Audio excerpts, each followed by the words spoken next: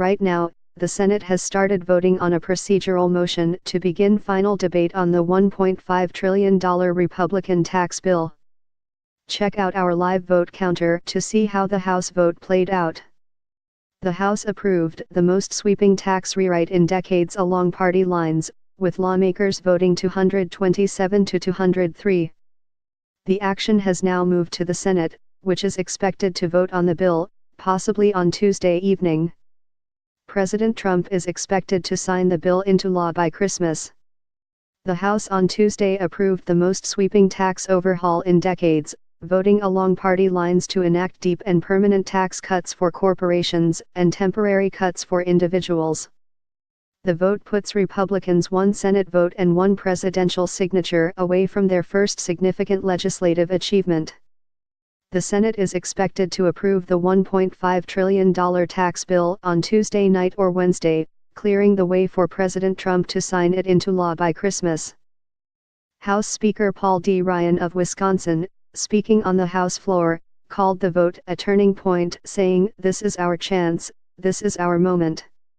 When the bill passed the House, a giddy Mr. Ryan smiled broadly and banged the gavel with force as he declared victory.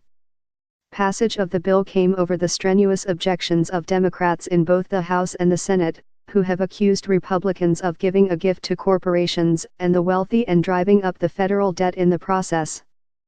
The final vote tally can be found here. 12 House Republicans also voted no on the bill, including lawmakers from high-tax states like New York, New Jersey, and California. Under the bill approved by the House, the corporate tax rate would be cut to 21%, from the current 35%, a move that Republicans are betting will increase economic growth. Individuals would also see tax cuts, including a top rate of 37%, down from 39.6%. But the individual tax cuts would expire after 2025, a step that Republicans took to comply with budget rules that allow them to pass the tax overhaul using a simple majority, and without Democratic votes.